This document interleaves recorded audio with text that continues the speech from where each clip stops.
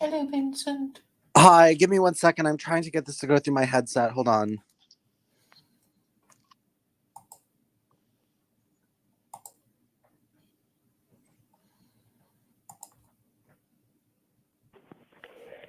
Hello. Hello. We never got to. Well, I don't think we've streamed since Shmuley Boteach. Yesterday? Oh, did we talk about Shmuley Boteach and his ridiculous outfit and everything? Yes, we did. Oh, I don't know if we talked about that on stream, but it was ridiculous. We may have spoken about it in a space, I suppose. I don't think we did talk about it, but anyway, you said it was just absurd that he did that. Well, I said it was Purim, so at Purim they dress up and get drunk. Yes, I know, but I think a lot of Jews were even offended by it. Did you watch the video of Jacob Falterecci complaining about him? Well, not complaining, but just saying, look, he's not, is he even ordained? These questions suggesting that, they didn't think he was quite kosher. And he was also the rabbi who wrote a book called A Kosher Jesus. And I remember years ago how angry the Orthodox rabbi I was talking to was. I was his Facebook friend, so I knew how his Facebook friends were about it.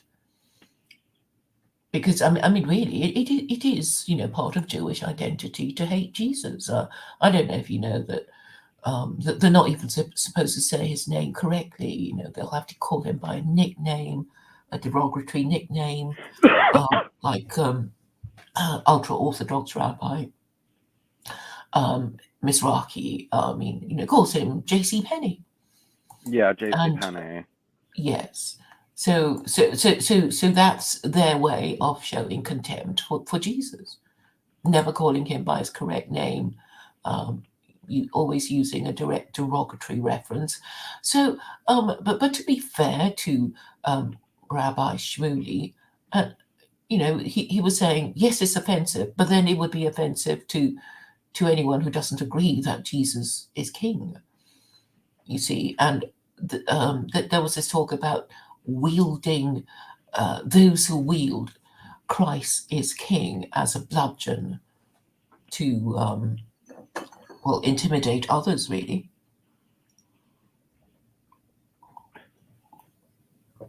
So somebody was saying that it's offensive not just to Jews but to anyone who doesn't agree that Christ is king, which is also true. But I mean, obviously Candace Owens, when she said it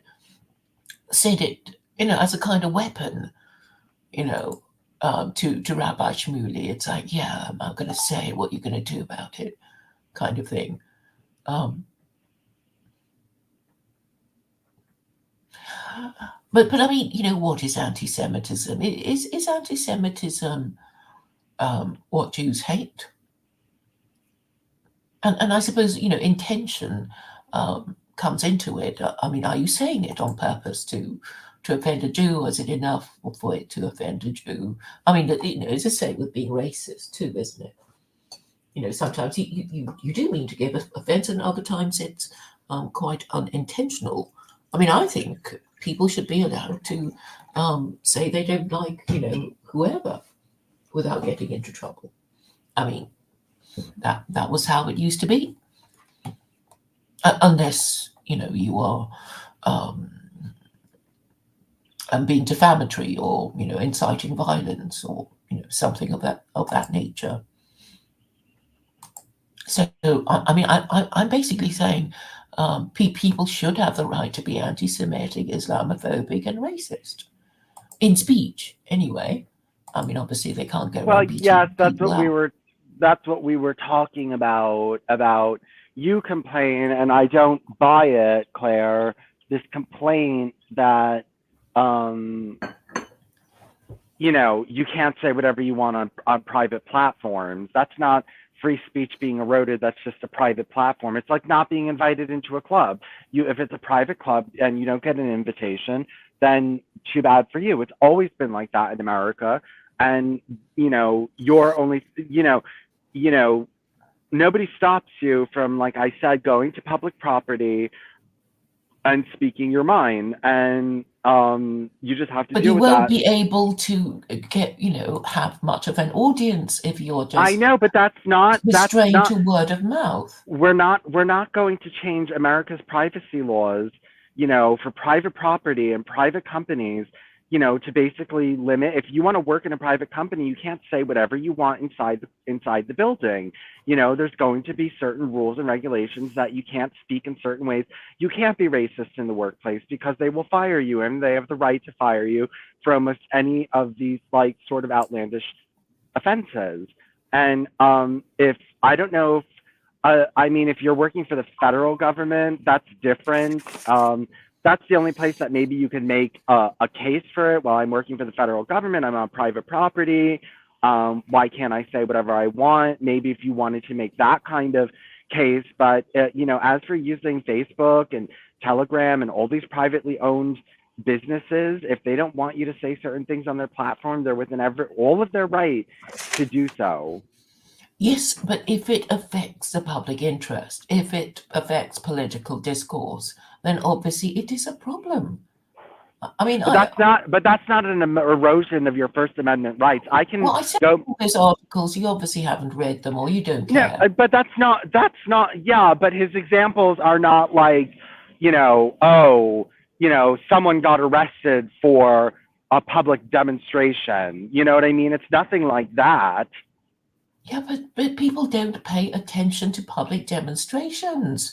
Well, what too bad. It's then start a platform, Claire. Then start a platform. you know nobody can do it. Trump did, and nobody goes to it. So there is a problem. So why are you being so? No, because it's not. Because I don't complain when I'm thrown off YouTube. I don't say, "Oh, well, my First Amendment rights are being thrashed here." Yeah, because maybe you don't care. I do care, but maybe you know that it's so unimportant. Nobody cares what you say anyway. Claire, don't be nasty.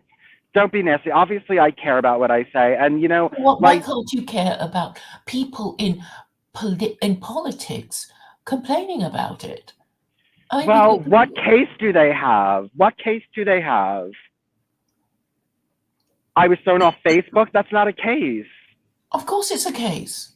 No. It's like, well, what did I say that was wrong? Well, they could throw you off for saying I like cooking if they want to. Well, then there should be a social media platform that is nationalized. Well, which actually allows people to say whatever they say. They want to say within reason. I mean, obviously not within reason, but if they're not being illegal in their speech or pornographic or obscene. I mean, according to whatever laws you have, that say you can't say certain things. Well, we're not really sure now what we can say. I mean, a lot of people seem to be confused about whether they're allowed to define a man or a woman. I mean, when people are so confused that stories reporting, somebody murdering somebody and being unable to state the sex of the perpetrator or the victim, I think things are getting pretty confused. Well, I don't know if it's illegal to state the sex of the. Well, I don't know either, but the way the media are carrying on, they're sort of showing that they're a bit confused about what they are and aren't allowed to say about the sex of the perpetrator. I mean, wasn't there a case recently that kind of suggested? Well, I don't know, but it would have to be. They would have to pass some kind of law in order for that to take effect. And as far as I know, in America, for what to take effect? Well, for it to be illegal to name the sex of a person without knowing their gender identity first. You know what I mean? Like that. You Okay, know, it's I can't actually remember what the story was, but in the UK, there was somebody called what Scarlett Blake or something. So I don't know if okay, transgender murderer. I'm just wondering how to search it. Transgender murderer US. I mean, you.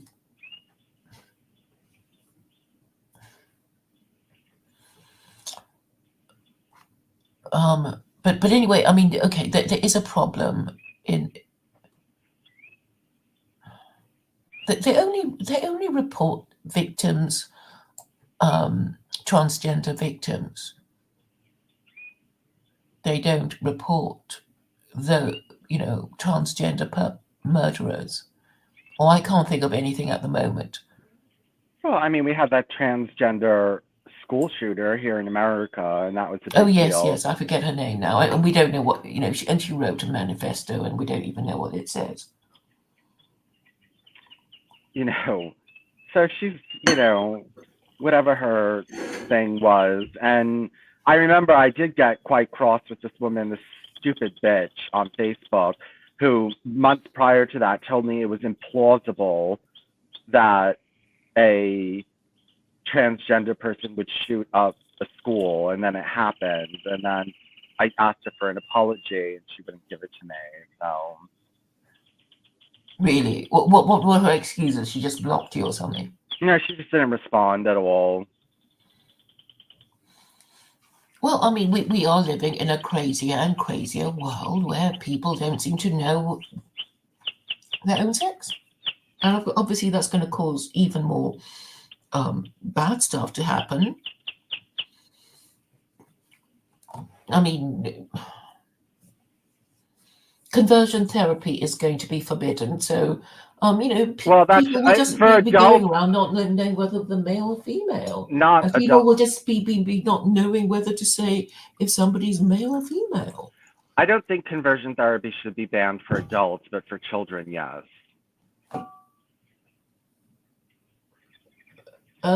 You mean you will allow parents to try and persuade their children if they want to change their sex not to, or not? Well, maybe I don't mind if parents, like, depends on how you approach it. If you're just like being abusive about it, no. If you say I don't think it's a good idea, I'd prefer if you didn't do that.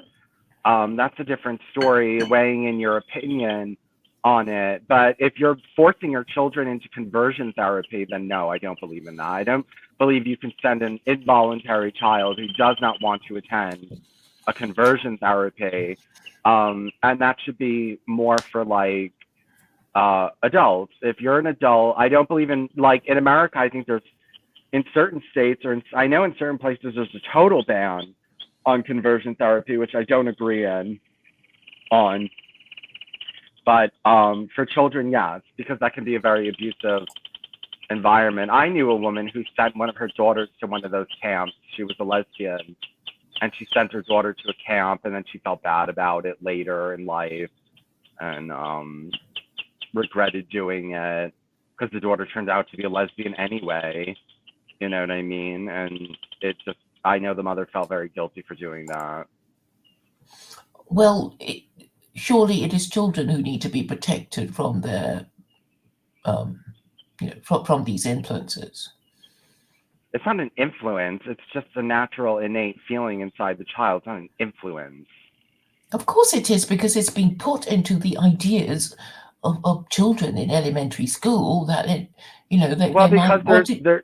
there's gay children and transgender children Okay, well, they should element. be very firmly discouraged. And if you want to be gay, go and be gay when you're older and living on No, your I know. own. Excuse. Well, that's just not going to fly in this day and age. Nobody's going to let you promote that kind of social value at Well, I all. think a lot of people would be quite reactionary. They think things have gone too far. Well, what are they doing besides having fake accounts on Facebook where they don't show their face?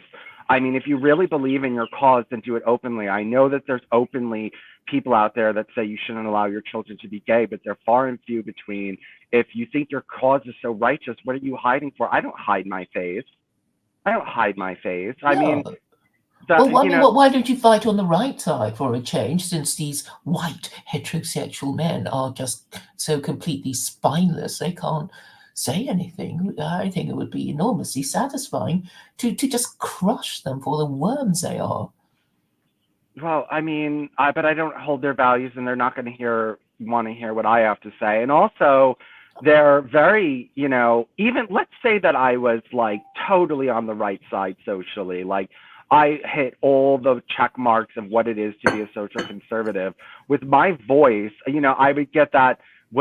How do you say this word? Is it physiognomy or physiognomy? Physiognomy. Physiognomy.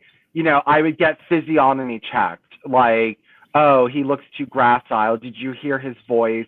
Blah blah blah blah. I mean, they're so like, No, when I was but you're so perfect because you are gay and because you talk like that, and they're going to go, what, who, why, how, what, and they will do their double take, and you can just shame them for being so spineless. well, they are spineless, but the thing is that I don't want children being discouraged from being gay in school. But And why? I mean, look, you can only discourage your children for as long as they live with you. If they really want to be gay, they're going to be gay when they're grown up. I mean, yeah, shouldn't well, you? that's like saying you can be straight when you grow up. Like, it's the same Well, you're not thing. supposed to be having sex when you're a child. Well, no, you're not. But if still, children express straight sentiments even when before they're having sex, and that's like saying, well, you can't express that in this house until that's like saying, well, when I grow up, I want to get married to a man, and saying, well, I don't want you talking about that in the house, and that's inappropriate. And you can do that when you get older if you want to, but not here. And we're not going to discuss it, and we're not going to validate it, and we're going to just tell you that we disapprove of that. Yeah, that's fair enough if you're the parent. I mean, there must be boundaries, surely. I mean, that's why we Well, have the children age have of rights to. consent. Children have children have rights too, Well, and not really. I mean, yes, they if do. you want parents, if you want people to become parents, you have to give them some rights over their children. They do have rights. They have enough rights No, over not really. But I mean, if you speak to any normal parent, they'll feel that their child is going to accuse them of something or other at the drop of a hat. well, then treat your children right, and those types of things won't No, but happen. look, have you got Childline in the States? No, but I mean, children can report to schools if they're being abused and say I'm being Yes, abused. I'm saying that in UK schools there are little posters um, put up at school encouraging children to report on their parents. Not encouraging, just saying if you're having a problem, yes, report on your parents. Well, yes, it's just putting ideas into the mind of the Well, child, saying, well, if you don't like the way your parent is disciplining you can call this number, and well, they'll come and tell your parents off. Well, yeah, well, I mean, children need that kind of right. Parents shouldn't have sole autonomy. Like I said that, no, my mother didn't have a right to teach me that I was possessed by demons and to take away my religious identity from me. Like that's child But you abuse. didn't have a religious identity. It was just something you cooked up for yourself. Yes, I did. I was into Wicca and all that other kind of stuff.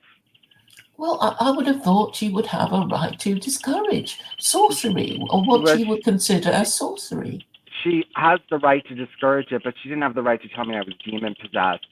And I believe children have spiritual feelings.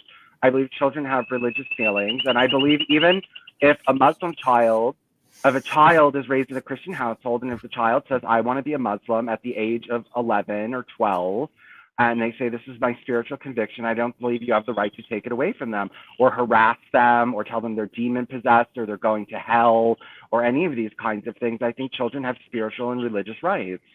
Yes, and then children should also be made to understand, what sort of reaction they would get if they convert. And parents have a right to express their view about, They have the right to and express. they also need to know, children need to know what's going to happen to them if they do these things. So you think if, let's say there's a 10-year-old child who says, I want to convert to Islam, and the parents said no, and they say you have to eat pork, do you think they should be able to do that? They did it. So let's say a 10-year-old girl converts to Islam and she says, I'm Muslim now and I don't want to eat pork, and the parents force her to eat pork. Do you think that's right? No, of course not. Okay, well, I mean, but parents tend not to try and force their children to eat stuff because it's just too much trouble. Well, no, but if she was only doing it for religious reasons, and and they said, well, we children eat have pork. all kinds of sort of food preferences, don't they? Well, yeah, I know, but not. Well, I didn't always get to eat what I wanted. I was forced to eat things I didn't like. Well, I mean, children, that's the eternal complaint of children. Finish your greens. Yeah, I know. So if the mother was said, well, I'm cooking pork tonight for the other kids and I'm not creating a whole separate meal just for you, you know what I mean? Like, well... Yeah, well, the thing is, I don't think children should be treated as adults. They should wait until they're adult to be treated as an adult. I don't know why Well, because I had direct spiritual convictions as a child, and I shouldn't have been abused for them. Well, it turns out that you abandoned your beliefs anyway. So what? You're saying so what if that 10-year-old girl who converted and didn't want to eat pork, what if she abandoned Islam at 40? Yeah, let her abandon. She should know what her parents prefer. Well, she can know what they prefer, but I'm saying you have spiritual rights. I'm saying you have religious rights. I mean, you can. It's like, okay, obviously I can't be gay if I'm living with my parents, or even be heterosexual when you're living with your parents in your parents' home. So you'll have to wait until you grow up and live away from home before you can indulge your sexual proclivities. Well, we're not talking about sex. We're talking about religion. Yeah, I know, but there is a cutoff point. I mean, why do that's why people talk about the age of majority and adults of full legal capacity and able to make contracts and marry and do all vote, join the army and whatever. I mean, and you're just saying let the kid do whatever they want. Look, I'm saying, well, children have different kinds of rights. They have the right not to work, right? Now, it didn't used to be that way, but now they have the right to be able to go to school, and they have the right to be educated until the age of 18, and they can't start working until they're 14 in order to avoid abuse. It didn't always used to be like that. Children used to get sent into factories at 6 years old. And, now they have rights, so I'm saying that they don't have spiritual rights right now. You know what I mean? There's no such thing as a spiritual right. There is the First Amendment, and you don't seem to be... Well, my problem with you is that you don't seem to care about it that much. I do care about it, but you don't have a case. Being thrown off Facebook is not a case. I never sat there and complained about my First Amendment rights when I was thrown off YouTube because I know I didn't have a fucking case. Yeah, because you kept, breaking the community rules. Yeah, well, so do you. If you get thrown off a platform, it's because you're breaking the community rules and you got thrown off, and, sour grapes, too bad for you. Like, go, do something else. People used to... Okay, so you're saying that Trump should have been deplatformed? Because, of course, it's humiliating. Well, Twitter or whatever it was had every right. Yeah, it was Twitter. Yeah, Twitter. They had every right to deplatform him. Yes. But we know what Twitter was like then, and they were leftist and they hated Trump, and he didn't actually say anything wrong. They just sort of pretended that he was inciting an insurrection. I mean, don't you know what they're trying to do to him? They're trying to bankrupt him, and you're saying they could have thrown him off for writing the lyrics to "Mary Had a Little Lamb." Like, they could have thrown him off for anything they wanted to. It's a private platform. Yeah, and if they did that, nobody would want to use it. Well, at least the majority of people... I don't know why you are defending Well, now you people who have don't Twitter. care about People these. people drop racial slurs, homosexual slurs, Nazi propaganda. Everything's on Twitter now. So what are you complaining about? I'm talking about people who actually have something important to say, who might lose their jobs. I care about those people. Okay, but that's not losing your First Amendment right. You don't have a right to be hired at McDonald's. McDonald's has the right to Yeah, have but if you have a job already and you say something that somebody finds controversial, which isn't actually forbidden, then why It's been would like you be that okay since about it's somebody like that losing their job? it's been like that since the day of the American inception. You think people didn't get fired for political reasons in 1820? You think people didn't get fired?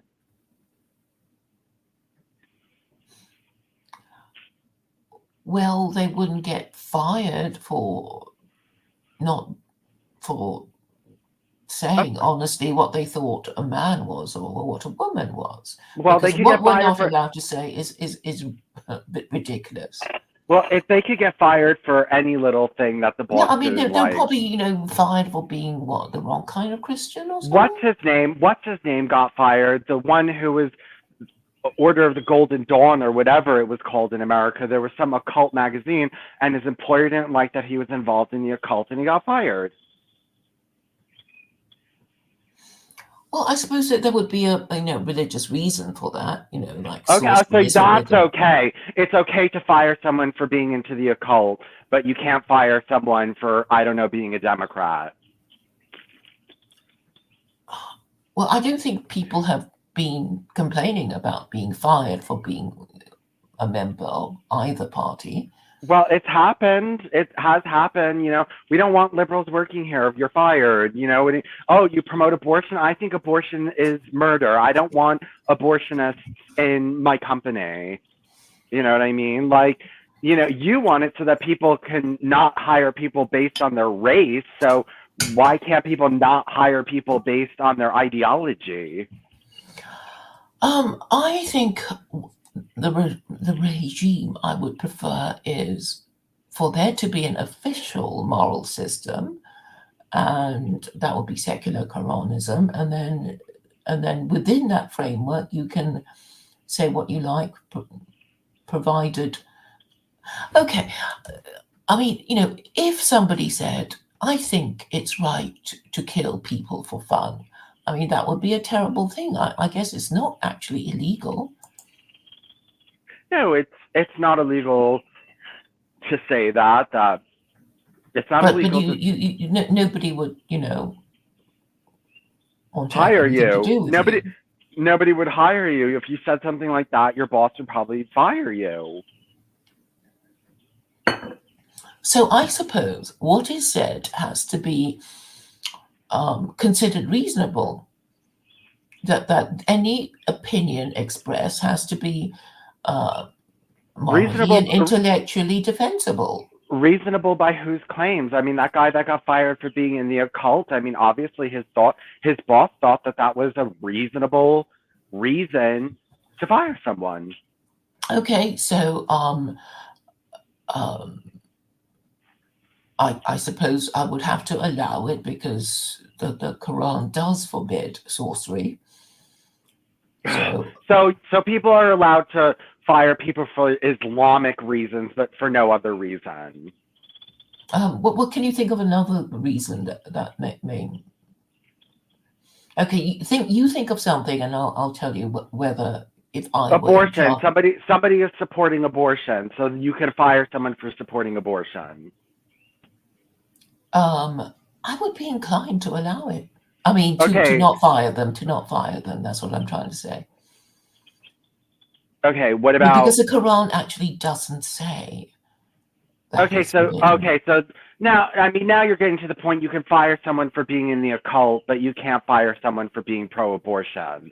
Like, this is going to cause a big conundrum. Okay, this is going to cause a big problem. People are going to be like, okay, this person's a murderer, and I can't fire them, but this other person got fired because they read whatever, whatever, and half of the fucking shit he was publishing was from the Kabbalah. You know what I mean? Like, Who are you talking about? This guy that got fired for being in the occult, he wasn't the only one. Back in the 1870s, when the occult was getting big and all this other kind of stuff, people got fired from their editing jobs. And let me see if I can. Hold on, let me. Yeah, it'd be good to be able to look up a case. Hold on, I'm looking for it.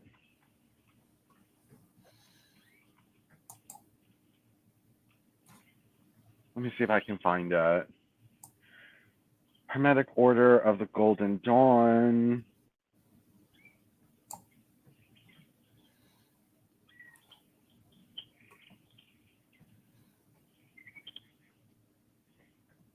Here it is. In 1896 or 1897, Westcott. Let's see who Westcott. Let's get his first name. Can you post it in the private chat? Let me first make sure I found it. Okay. Okay, William Wynne Westcott. Let's just see, it's on Wikipedia.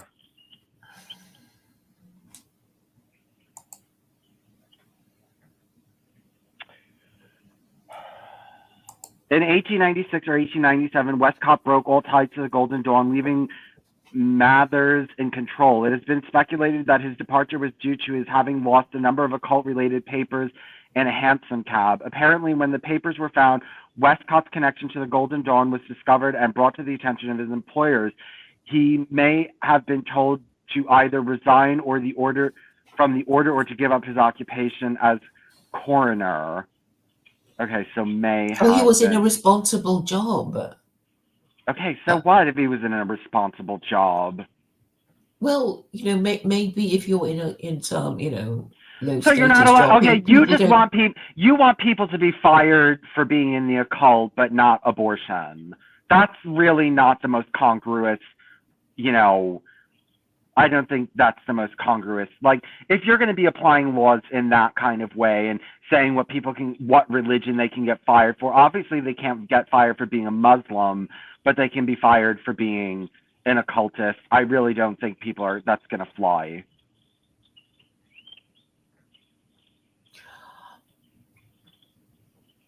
Well, how would you prefer it to be done? Well, I think that basically, if you want to fire your employee for being in the occult, go ahead. If you want to fire your employee for being a Muslim, go ahead. You know what I mean? But how many people are going to be working for you? And let people know, like, if you don't hire people because they're Muslim, then Muslims can do a little protest outside and say, boycott this organization or boycott this company. They don't hire Muslims. I got fired for being a Muslim. You know what I mean? Like, but, I don't think you should make it. I mean, okay, I would allow people not to hire Muslims or gay people or women or men. Well, as long as you employ it across the board, then maybe. But if you start picking and choosing what ideology you can get thrown out of work for, then I'm not going to support that. It's just a matter of circumstance, I suppose. You could have an employee who would be, perfectly fine about, somebody, practicing these things. I mean, maybe if you're working in a shop selling, all kinds of paraphernalia, like candles and, Well, you should. Well, the thing is that I said that if you're going to apply it across the board and say you can be fired for being a Muslim, as well. I would say, yeah. You. I mean, well, I suppose in practice it will work like, no Muslims need apply, no, Jews need apply, or something like that. Well, I mean, yeah. you could do that. Well, as long as you're applying it across the board, and also no abortion advocates need apply, no pro-life people need apply, no Democrats need apply, no Republicans need apply, no this, no that, no these people, no Mormons. Yeah. I mean, that's a kind of thing I envisaged, really, that you're I suppose the advantage of it is that what's the word? You don't waste time having to pretend to interview people that you're not going to hire, because I'm sure at the moment, you probably intend to discriminate against certain people, but you feel obliged to, show that you're not discriminatory, so you interview a few of them, and you know, maybe you get a few token Muslims or whatever.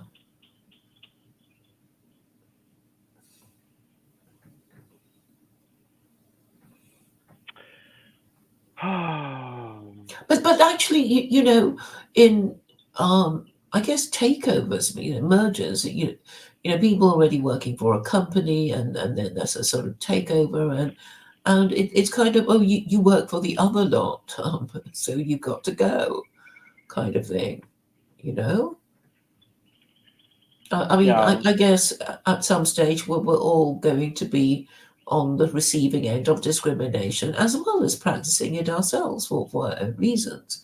So I think most people would. I mean, I don't see that it would really disadvantage anybody, because it's sort of like, okay, you think non-white people might be disadvantaged, but the thing is, what's happening now is that immigrants are actually preferred. It's like, yeah, I'd rather hire my, rent my, or do business with an immigrant, because you think, oh, they're cheaper, and if you underpay them, they won't complain, and that sort of thing. So, it doesn't really necessarily mean that they're going to be jobless or whatever. They might actually be disadvantaged, be advantaged.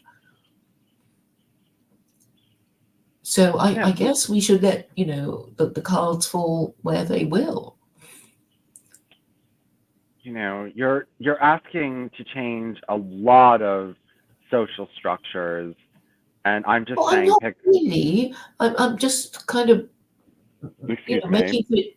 making things, closer to what they were before a few decades ago. Yeah, well, that's a lot to, undo. That's a lot to, you think that this genie can so easily be put back in the bottle. But the thing is, there will. I don't think it will just even be bad for people. It's like, well, okay, so the people who were, considered equal are no longer considered equal, and it's like, but actually, ooh, they're cheaper. Let's let's hire them. Well, it's just a lot. It's not just that. It's lots of things, and abolishing equal pay, and lots of things lots of social institutions you're trying to upend within your lifetime. And Well, look, all I'm doing is saying this is how it should be and how it worked, and it's not so completely outlandish that people go, "Ooh, I can't even imagine what it would be like," did but it they work? can. If you instituted your programs, people would protest and protest and protest and protest, and they would change the culture, because people would be like, well, maybe we shouldn't pay women less than men, and all these different kinds of arguments would just come back, and they would exacerbate them, and they would fight back all the harder than they do even now. Well, we don't know. I mean, look, all I'm doing is presenting the theory. It's a proposal, and I just want it to be considered more widely. Because I think a lot of people might think, I can see something in it for us. I mean, even the women, because the women might think, well, we're no longer expected to work, so we better get husbands. And oh, maybe, and I've always hated my job.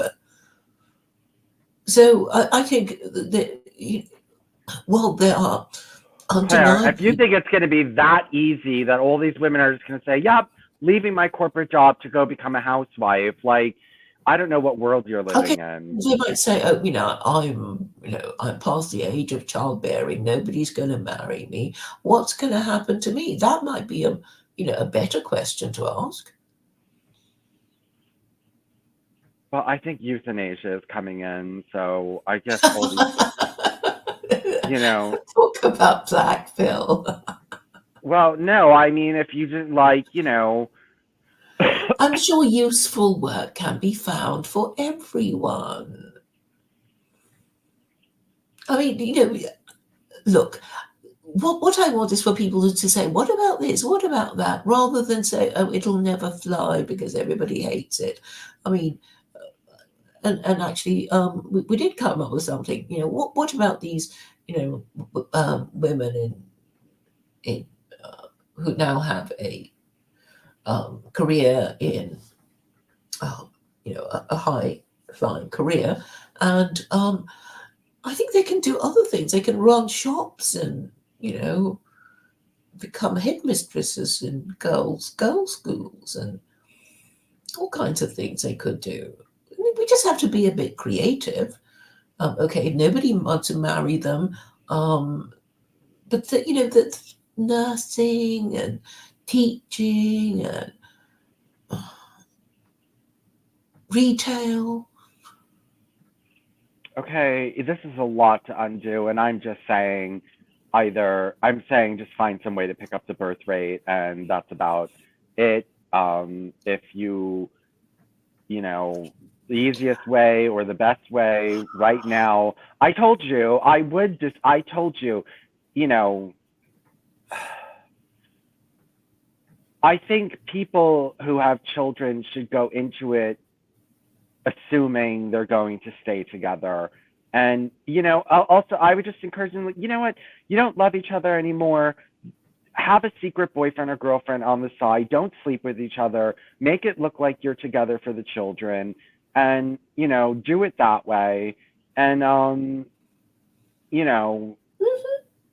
if you can't do it that way, if it's impossible and you're at each other's necks, then yes, get a divorce. But, if it's possible to save the marriage and, this kind of thing, but also on the side, encourage surrogacy, buying wombs, gay men having children until we can get these artificial wombs in fucking place. And we were looking at, they're growing mouse embryos inside machines already. So we've at the beginning stages of it. And I was reading that there's scientists coming together to discuss this. So it's already being worked on.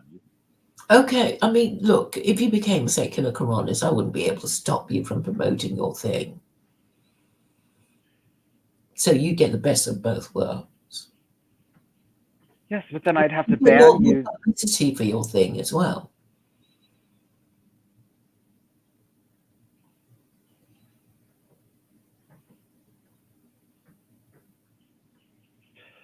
And then you'd have to work out your program. I think you had a manifesto, but it wasn't quite finished or something. No, it's not finished. I'm still going with it. It's already a list of like 28 bullet points, or whatever number it is. But yeah, I mean, we can have endless discussions about whether you can be a secular Quranist without contradicting yourself. I mean that once you've completed your manifesto. But I mean, you're perfectly. The thing is, you are ideally positioned to get the best of both worlds. So I just don't understand your reluctance. I mean, the other day I was talking to Khalid, and he was doing his marriage app thing, and then said, "Oh, you have to get married too, Claire." And I thought, no, you can't. A lot of people just hate the idea, but I think it's enough. I mean, all I'm doing is trying to get people who to agree, as you did, that if you're going to have children, you should marry and try and stay together for the sake of the children, and this is just this little step that I ask of people. So I'm not going to say, oh, you've said that, now I'm going to kind of force you to marry. I mean, that would be so counterproductive that everybody would run away. So I'm not going to do that. And you're the perfect example that you can support. You can, in good conscience, support secular Quranism and say, well, if the laws came in tomorrow, my life wouldn't change that much. Nobody's going to throw me off tall buildings, and I just have to make sure I'm not caught cottaging, which isn't something you do anyway. So, you know, I mean, you can easily demonstrate that, you're not going to be turned into a criminal the moment secularism is implemented. And nobody's going to force you to marry a member of the opposite sex and pay for the children. So, it's a gradualist approach. And I'm fairly relaxed about it because, people actually know it's not going to happen overnight. So they can talk about it in theory. And that's kind of all I'm hoping for, really. And obviously, with your energy and your, ability to respond to, things that are put to you, unlike other people, you can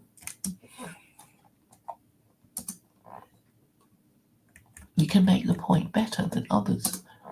So did Vincent drop out? Oh, the two Vincent Brunos.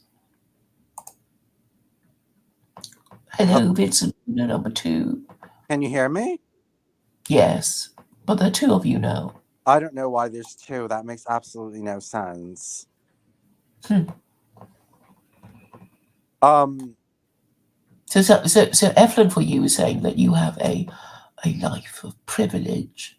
Yeah, I know this whole thing that like Westerners are supposed to feel like shit because we have a house and a car and food to eat. And so therefore, feel you're not digging a ditch. So then therefore you really have no right to speak because you're privileged. Like that's like the same thing that like, other races say about white people. Like, oh, you're just like that because of this, that, and the third thing. And you have this, that. Like, you're not going to make me feel bad because I have things and because I have the time to contemplate a new world and I'm not digging a ditch. This is what people like Affluent wants for everyone to be so busy digging ditches that nobody has any time to think of something like an artificial womb. Okay, so do you support interracial relationships? Yeah, I do. I think that races need to be maintained and there needs to be ethno-states. But I think that to a certain degree, I do believe in hybridizing races and creating new races and sub-races and things like that. Yes. Well, they say you're committed to destruction and you destroy what is in front of us. I'm just trying to increase the birth rate. That's it.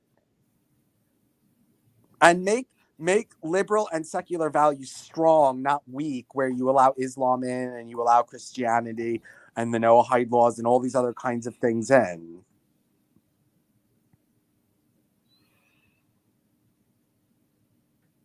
Okay, anyway, he's gone. So, well, I think, you can get your revenge on these white heterosexual men who literally talk nonsense, particularly the middle class ones. Yeah, they talk nonsense. Everything is shit posting. Everything is trolling. Everything is a joke. And like, that's what it's because they're heterosexuals. Look, I do agree that there are certain things. I think not all homosexuals. I think effeminate homosexuals tend to be more sensitive than your average heterosexual man. I do agree that. But I believe your average heterosexual man is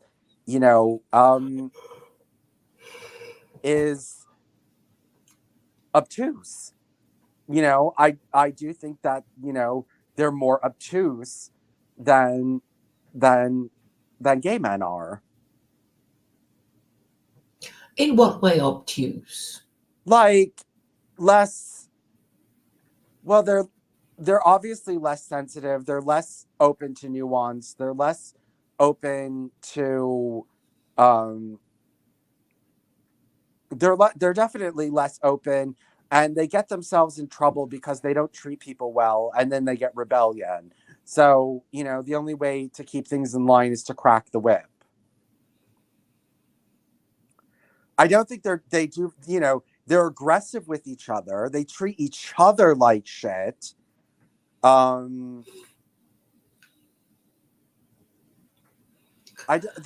not as nice. They're not as caring. I also think that even in that book, The Pink Swastika, and I think it's true, they said that gay men are more interested in the broader culture and straight men are more concerned with the nuclear family. You know, my kids, my wife, my stuff. That's why you can't understand why anyone would take care of anyone else's children, because you're a heterosexual. It's just beyond you to be that compassionate or open to, that, well, if it's not my child, I'm going to abuse it. So therefore everyone would abuse it. You just Well, project. no, I'm just saying they wouldn't want to look after it. Well, that's because you're heterosexual. And I think that a gay man is more, magnanimous than that. Well, it depends on whether the adult in question, whatever his or her sexuality, likes children. Not all adults like children. Not all adults like children, no, but I think that gay men would be more open to taking care of a child that's not theirs than a heterosexual would be. Well, you just think. I mean, but do you actually know for a fact? Well, I mean, gay men until recently with these surrogates had to adopt children. Well, we don't know how those adoptions went, Well, and we don't seem to have much information about these. well, why should we even assume that they didn't go well? Like, what? Well, because it's experimental, and you would have thought people would be, Well, monitoring them and taking notes and stuff. monogamous married heterosexuals don't do a very good job at raising children either. But the thing is, they're more emotionally primed to do it better because the assumption is that the child is flesh of your flesh, bone of your bone, blood of your blood, and your I mean, if that's not going to make you look after it, well, then you must be a terrible person. Well, I think that a gay man is more magnanimous and would take care of a child that's not Well, necessary. that's because you think you're. But I mean, have you Well, looked after children? Yeah, I'm. Well, I don't have children because I'm scared to have children because I don't want to.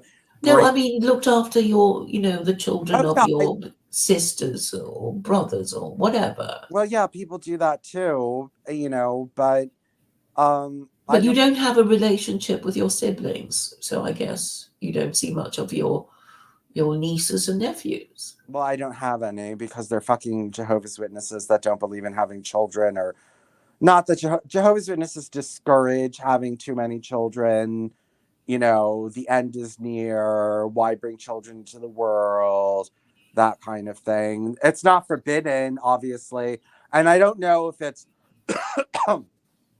I can't remember if they actually preach that from the platform, don't have so many children. But it's culturally not, you don't have lots of children in the Jehovah's Witness religion. Right. But so do you have any contact with any minors? No, I don't. Well, so you don't even know. Maybe you don't like them, or you can't stand them. That's why I'm saying they need to be raised communally, because no, I agree. I think if I had to be stuck in my house with 5 kids, I would go insane. Yeah, like I would want it to be in a communal setting where they were taken care of. I could go out. There was another adult there. I didn't need to worry about it. I could have my own private apartment where I could be alone when I needed to be and get away from them. And But you're leading the ideal life. You don't have children. You don't particularly want them, and you kind of have a child substitute, and they're your birds. I didn't say I didn't want them. It's just there's moral qualms about having them, and there's Okay, also. but I mean, surely you must know a few children if you like them. You must sort of, in some way, I don't know. Oh, I don't. I'm not close with that many people, and so I don't have anyone in my life that has small children that I have anything to do with. No, and but also, Claire, there's the financial consideration. I can't afford children.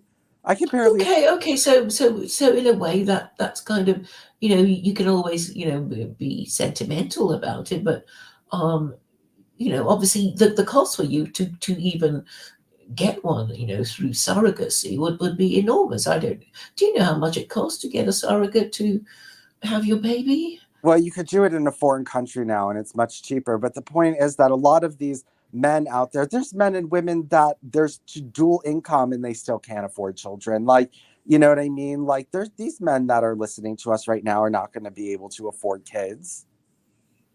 Yeah, and they don't want them either.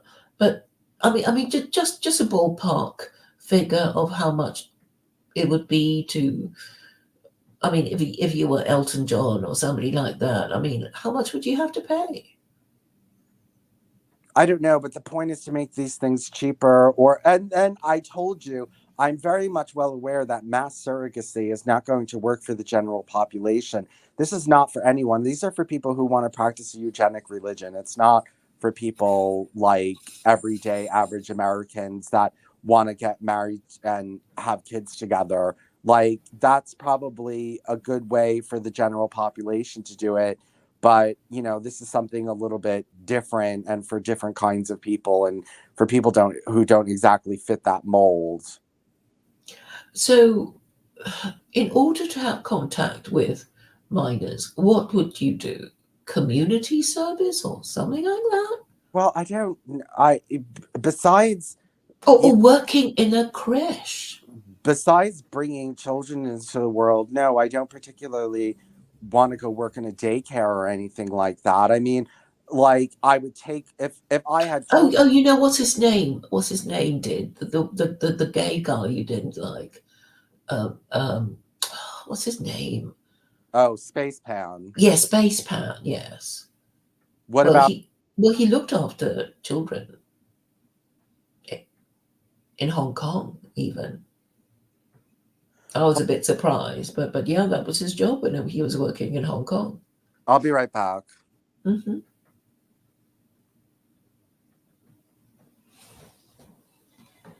Oh, 7 people watching. Welcome, welcome. Now, I should edit the title, Talking to Vincent Bruno about the First Amendment and gay adoption. That kind of reflects the subjects we have discussed, and welcome 8th person.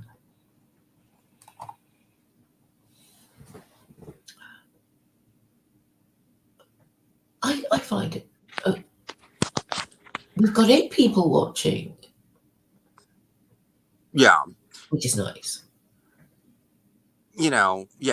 Well, the point is that I think raising children these days is too hard for everybody. And you also have to remember, this used to be thrown on people whether they wanted it or not. I mean, it used to be before birth control, there was nothing. I mean, unless you abstain from sex totally, which is very, very, very, very hard for humans to do, you had children whether you wanted them or not. And that's what, the thing is that, it wasn't like I'm too stressed out to have any more kids. Well, too bad.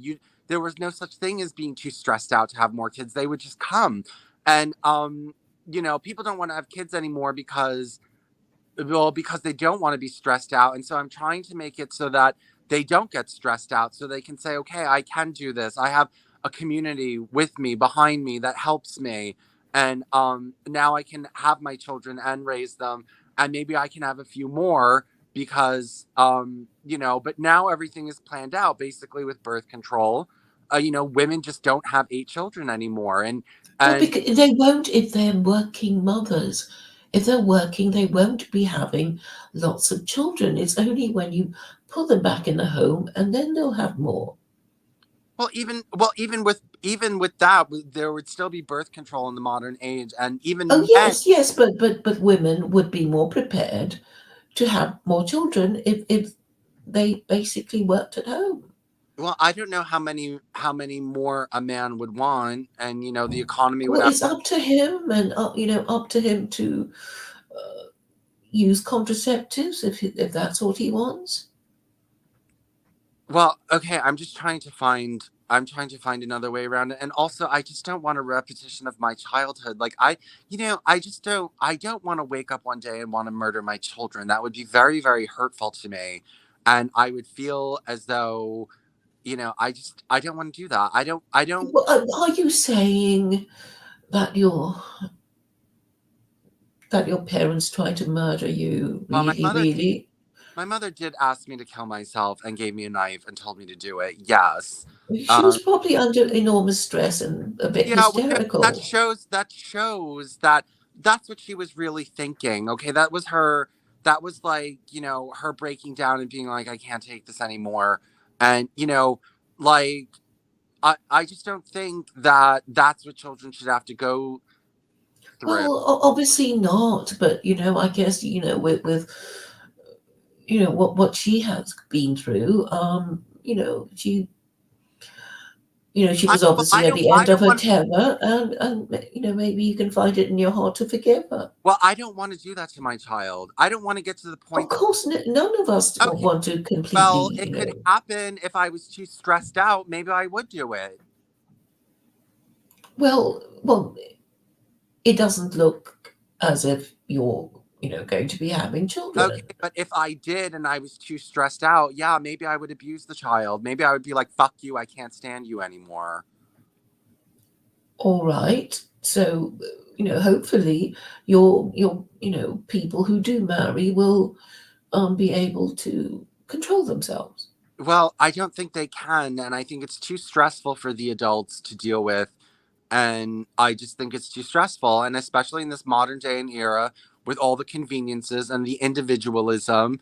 And, like there's so much to do now. Like back in the day, there was nothing to do but sit on your farm and have kids. There wasn't like movies to go to and vacations to take in foreign countries and, expensive clothing to buy. And everything was very, basic. And so other things were not taking up your time. People didn't go to college, these different kinds of things. There wasn't a lot to draw you away from having children, but now people get resentful. Like, I watch these, mothers on the Real Housewives, and yeah, like, they have two kids and they barely pay attention to them because they're off like they want to do this, they want to do that, they want to go here, they want to go there. All those options weren't around you and in your face 100 years ago, or more than 100 years ago now. I mean, in the 1920s, that's probably when these things started collapsing. But like 1820, 1720,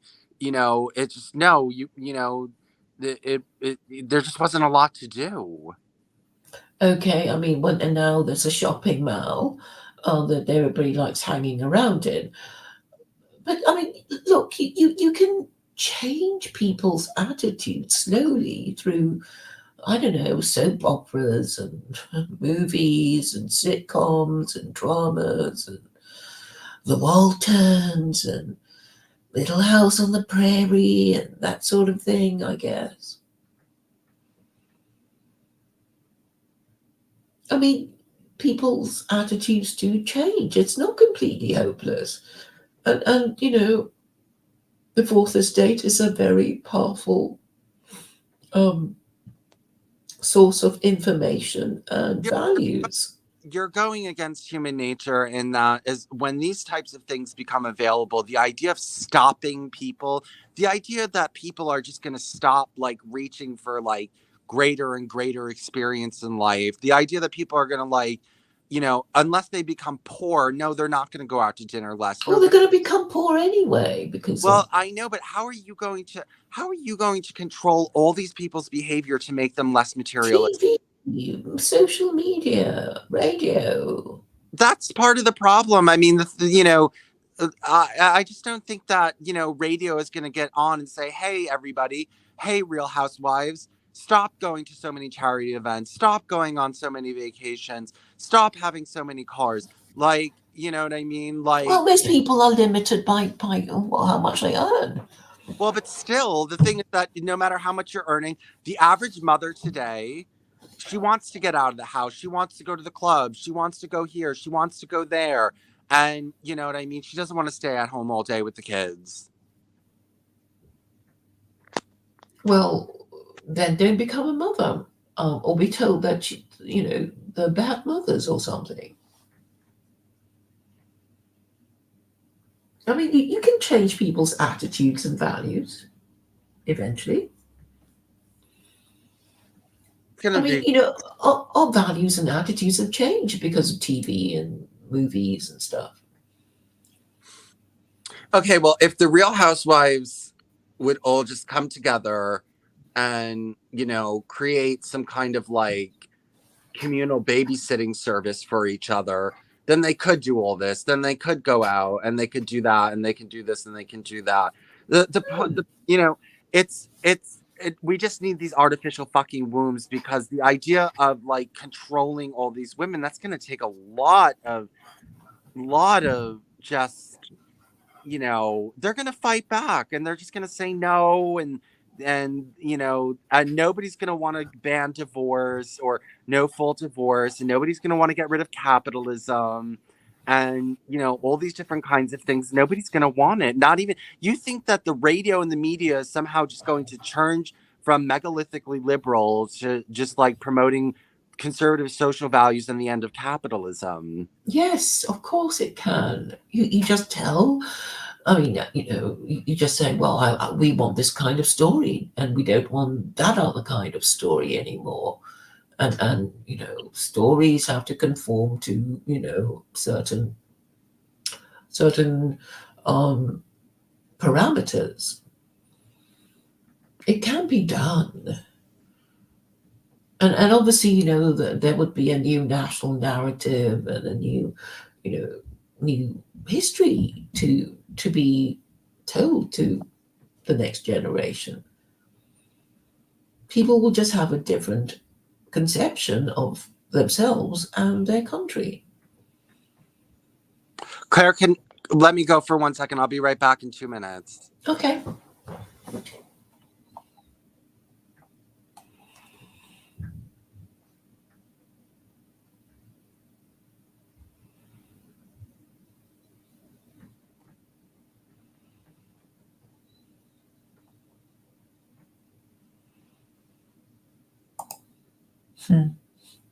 Effluent for you.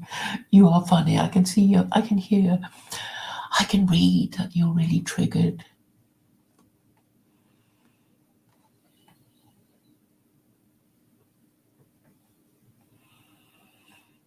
Yeah, but it's interesting to have these discussions, because Vincent is really the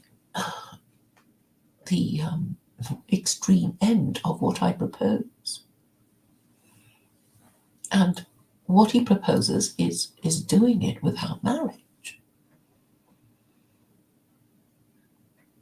And it's quite revealing how high maintenance it all is.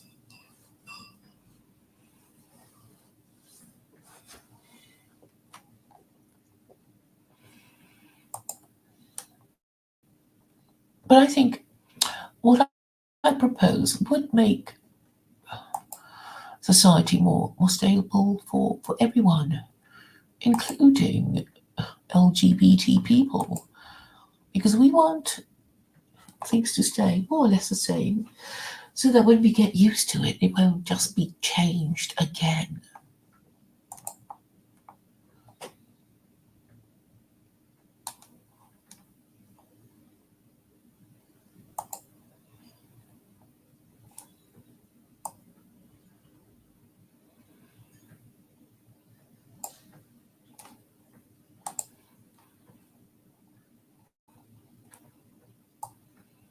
Sorry, I'm just checking my Twitter notifications.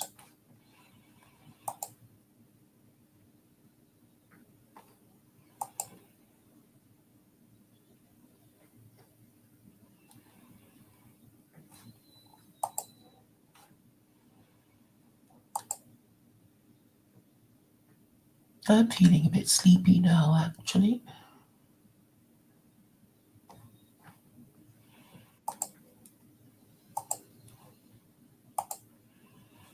Welcome back. Yeah, effluent for people didn't want children. Why did they invent birth control if they didn't want children? Why don't people have so many children today if everybody wants children? Why don't women stay at home if they really want to stay at home? This is the other thing about straight men. They just like, this is what everybody wants. Like, no, obviously they don't want that. Why aren't they doing it? People do what they want to do. People do what they're allowed to do. People do what they are allowed to do, and they do it. If you allow them to do whatever they want, They do what they want to do. You know what I mean? And obviously, these women were not happy with where they were. It doesn't matter as It's long as they do it. And once they do it, they'll want to be happy. And you know, you can encourage people to write books about why they could be happy and why they should be happy, and if they're not, how to be happy. You know, it's people will. There's no guarantee of happiness, but as long as people do the thing that you want them to do and you reward them properly, things will, you know, chug along, I guess. well, people will start questioning what is the point of life if I'm not happy. Yeah, and then they can, you know, work it out. That Claire, this is not enough to just say like, well, we can't guarantee you happiness. Just do it our way. Well, no, well, I don't know why you think anybody can guarantee anybody Well, the Nobody thing is that guarantees anyone happiness. it's obviously something people don't want to do. No, quite a lot of people do want to do it. They just Then don't why want to don't they do it do when it? they can. Why aren't they doing it en masse if everybody wants to live this way? Because people are sheeple, and children are expensive, which is why it is necessary to privilege parents over non-parents and treat unmarried parents as sex offenders. I mean, that was how it was just so simple, so simple. Oh, we broke away from it and we didn't want to live like that anymore. Well, people are not happier. But people are not They're not happy. happier after Well, breaking away from that. So let's go back again. no, it's time for something new. It's time for something new, not something old. Well, you haven't got this new thing I told you that people can believe in. it's just about increasing the birth rate is what it's all about. Yeah, so you increase the birth rate by encouraging people to get married and punishing people who fail to get married by stigmatizing divorce and abolishing no-fault divorce and abolishing equal pay and maternity pay. That's what you do. That's a tall order. No, it's not. Actually, I'm sure a lot of women can find a lot of things to occupy themselves at home. They can play with their phones. They can, I don't know, watch cooking programs. They can read a novel. They can write a novel. They can run a business. There are so many things they can do if they're creative.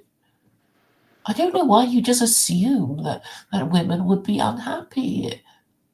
Well, why did they rebel against it if they were so Because happy? they were encouraged to rebel against it because it They was wanted to rebel. Nobody forced women out of the home.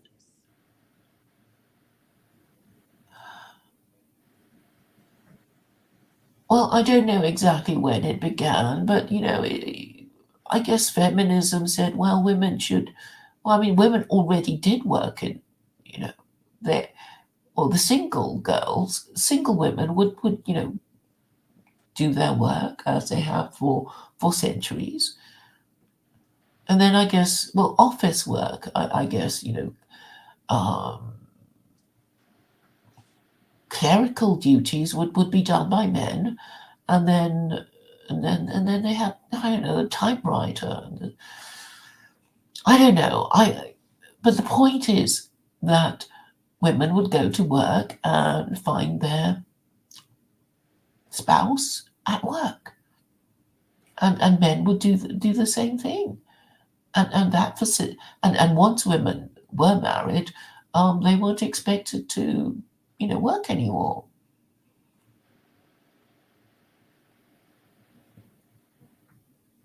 People are going to ask what's the point of their life with this, and Well, everybody does. well, yeah, I know, but if you think like, why is it that you can encourage women out of the home, but it's so hard to encourage them to go into the home? I don't think it would be that hard. That's why I keep saying that you know you Obviously, just you're not the only one with these ideas, and nobody can accomplish it. well the thing is I need somebody to support my idea to, get the whole thing started. Well, there's Most no people, most men are too afraid of women to say it, to say what they really want, using their real name, because they're so afraid of women not having sex with them. But you are ideal because you don't care if women don't have sex with you because you're gay. I mean, you can actually be so helpful to heterosexual men if you put your mind to it, and you will be thanked eventually.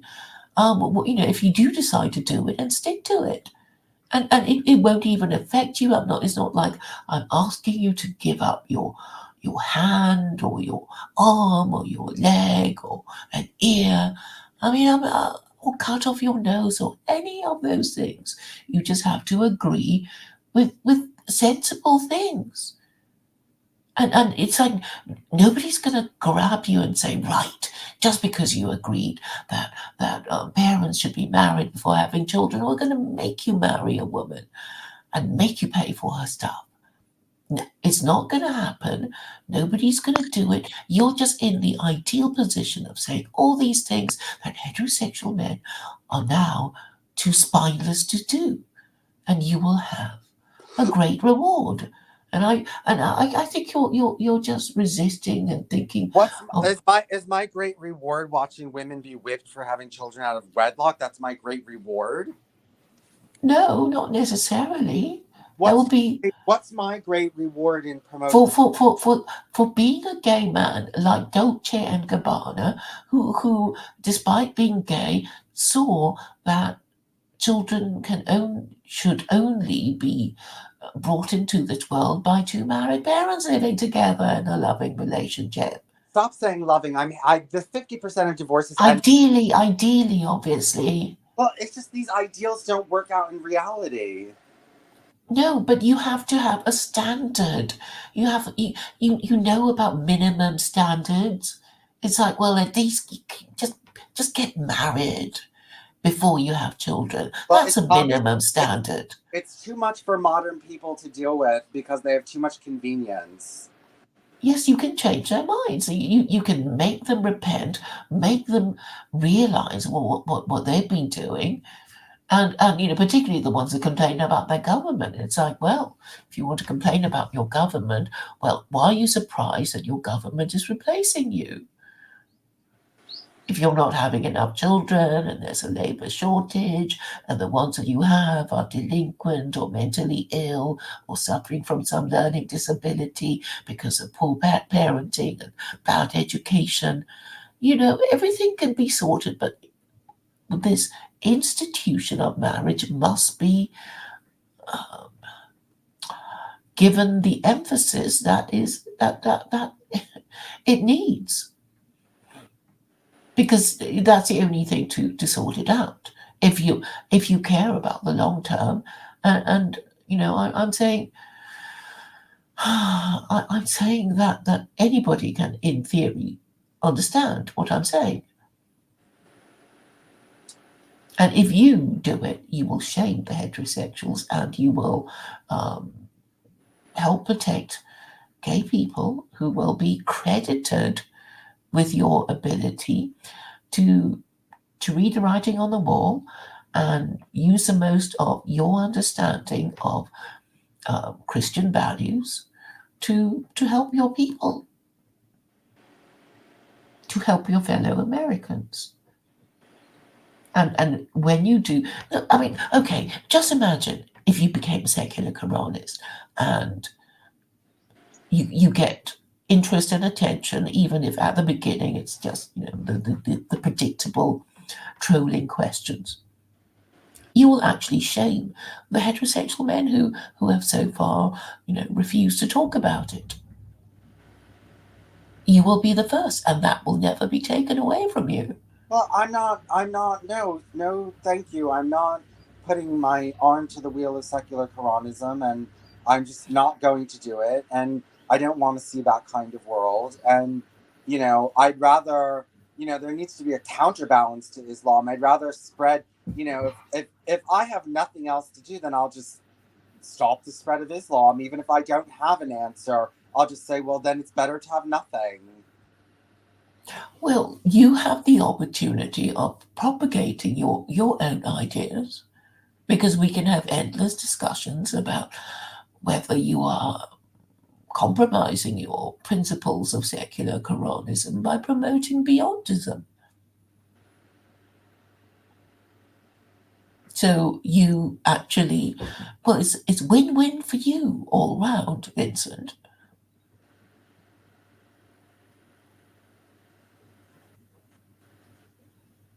I mean, I'm not saying, oh, in order to become a secular Quranist, you must shut up about your beyondism.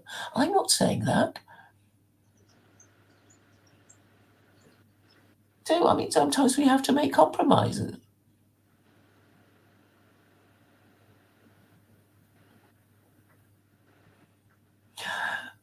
Do you know when, I mean, does your mother or father ever get sentimental about the past? Like, oh, in such and such a decade, that was, I don't know, the American Golden Age or whatever.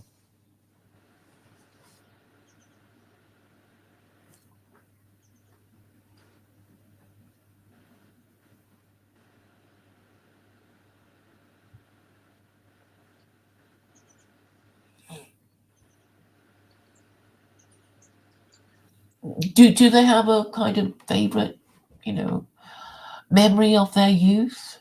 I don't know. Not maybe. I mean, a little bit. Maybe they don't really. I don't know.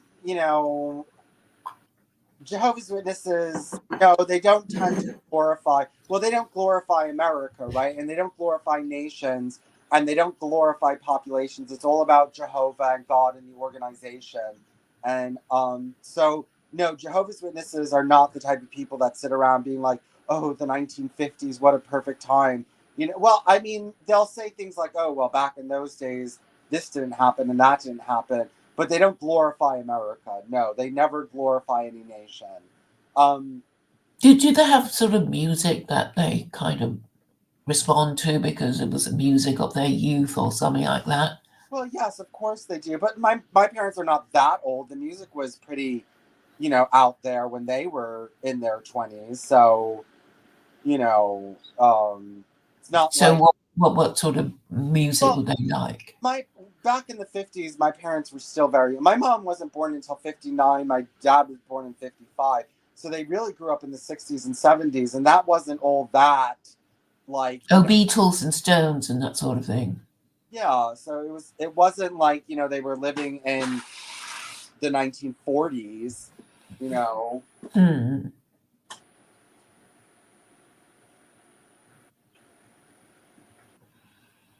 They weren't, it wasn't 1940s living for them. It was 1960s, 1970s.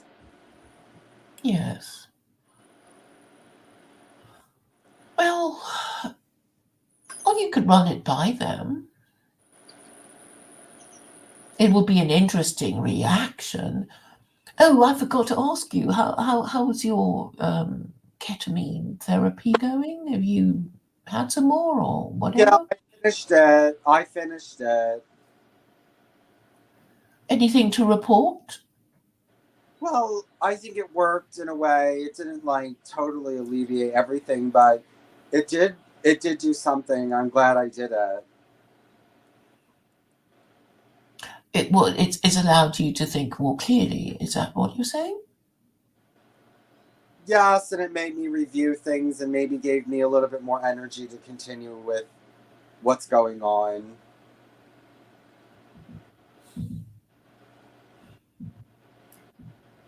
What do you what are you continuing with?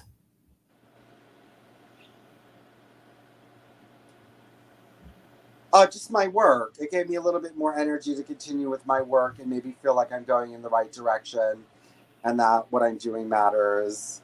Um, Hmm. And that's important to you, isn't it? yes, it's important to me. My work is important to me and what I do. I know you like to poo poo it and say, well, you don't have 1 million followers, so therefore what you say makes no difference. But again, I don't come from that kind of culture. You know, I don't come from that culture. And if Jehovah's Witnesses were a more militant organization, they could take over the world with their whatever 8 million they are. They could outdo the Jews if they just believed in actually grasping the means of production in this world and like taking over. They would be able to do it. Really, what would you tell them to do if you were their leader? Well, I would just tell them to get involved in politics and keep your like organized, systematic way of life and your very highly organized social structure, but you know, just try to take over the world. Would you tell them to have more children? Yes. And you'd have to encourage them to marry younger and stay married and stick with their choice, yes? Well, yeah, they already do that. But you'd want them to have more children. Yes. There you go. You're already there. I don't know why you just running around. I mean, you'd actually have to make Jehovah's Witnesses support secular Quranism. I mean, that is really the irony of the whole thing. To increase in number and power. So you might as well come on over. You've just talked yourself into it, and it wasn't just me. Just, you know.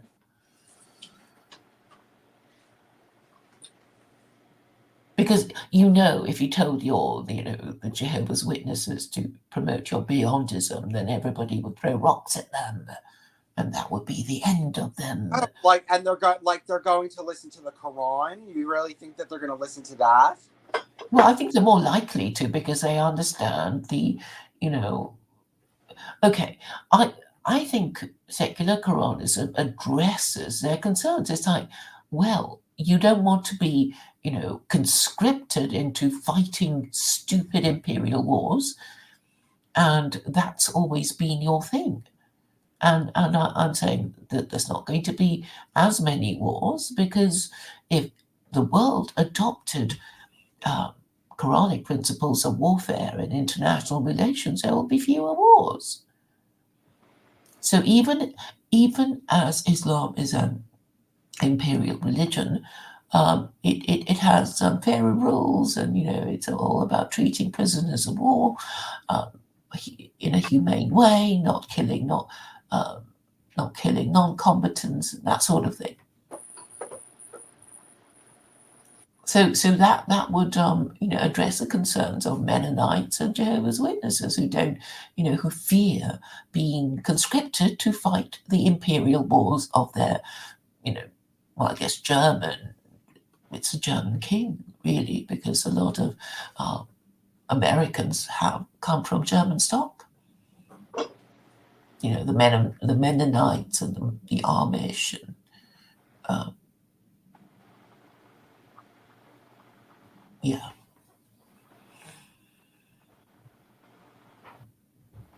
I mean, Jehovah's Witnesses are about being conscientious objectors, right? Yes.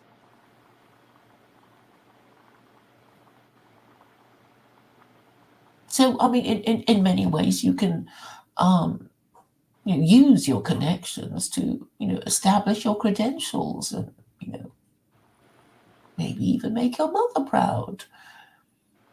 She wouldn't be proud. My mother only wants me to be a Jehovah's Witness, and that means being a loser.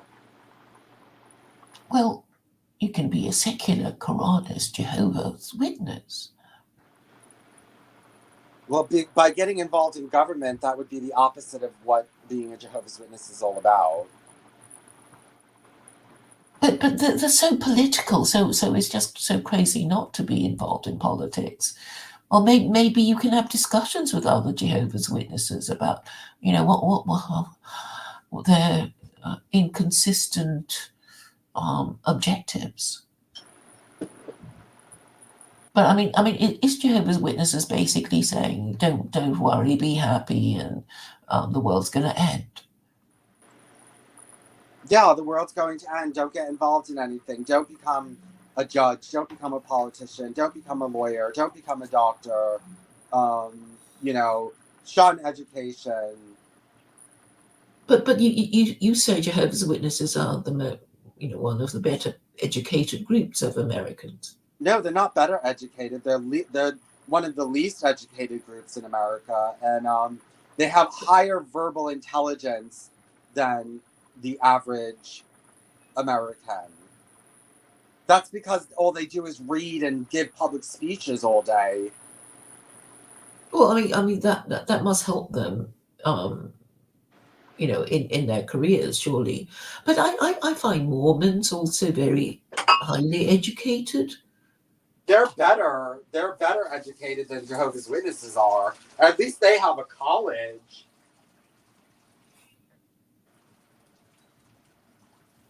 This is what I'm telling you. Jehovah's Witnesses are fucking losers. They're just losers.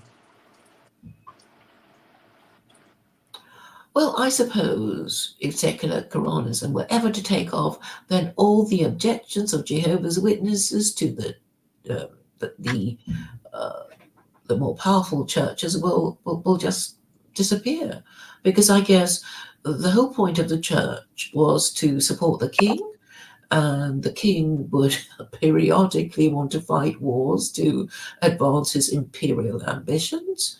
And that is presumably what the Mennonites and Amish objected to.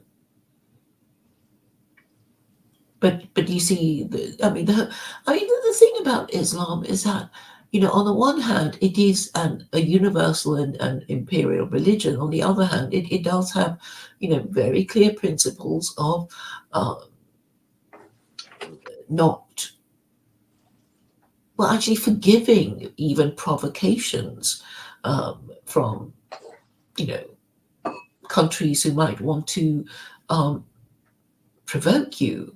But but then it also says, well, if you think somebody in this peace treaty is about to violate it and come for you and invade you, then you're allowed to invade them first.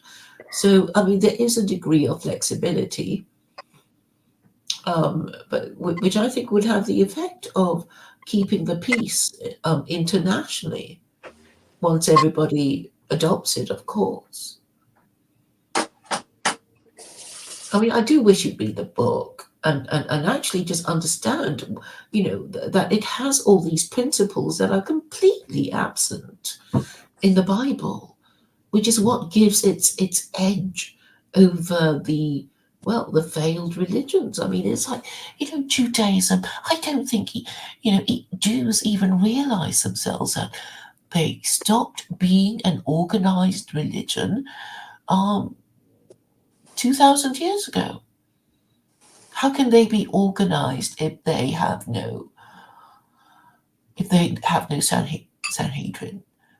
Actually, when was it dissolved? I think it was in the 300s.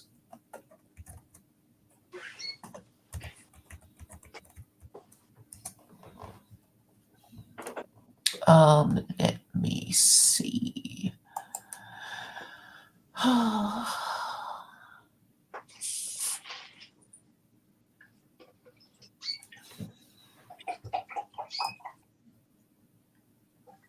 Yeah, it was disbanded in 425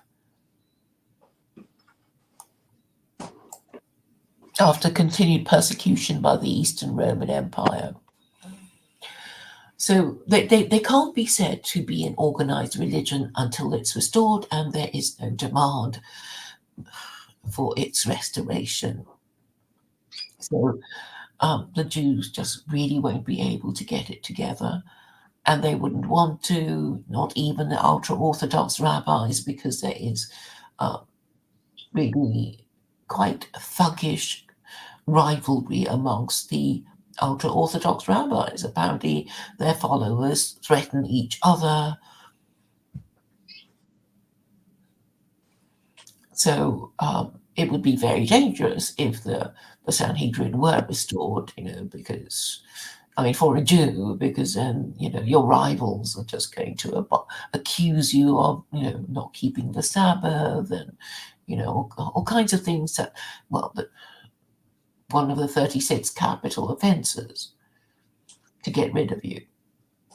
So, it would be very dystopian, almost as dystopian as maybe your kind of ideal society. So, I'm just saying the writing's on the wall.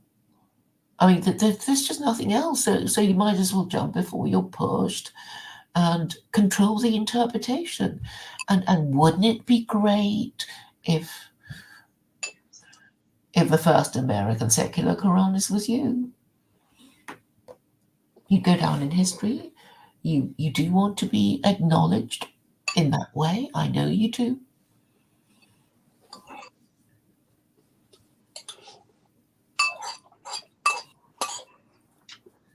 And it would sort out a lot of things. I mean, it wouldn't just be America, because the rest of the West would just follow in America's wake, and it would actually cause Israel to adopt it too. So, it's kind of what, the butterfly effect, with you being the butterfly.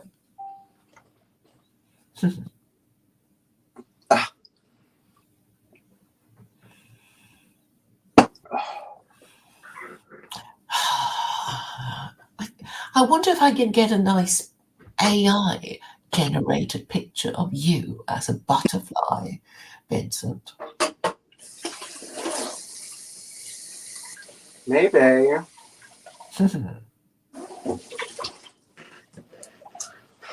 Oh, God. Dare to dream, Vincent. I dare.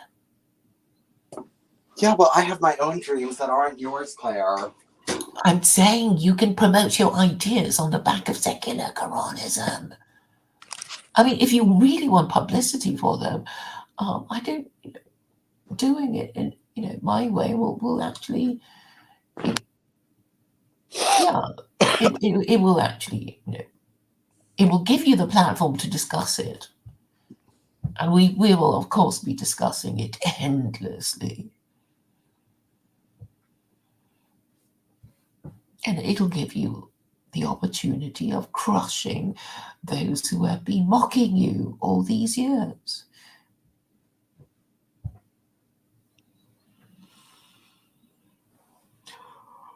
Are you getting tired? I guess I can talk. You're going to talk to me now? No, I think we've been going for how long have we been going? 1 hour and 37 minutes. No, I think that's good. Okay. All right, I'll talk to you soon. All right. Bye. Take care. Bye.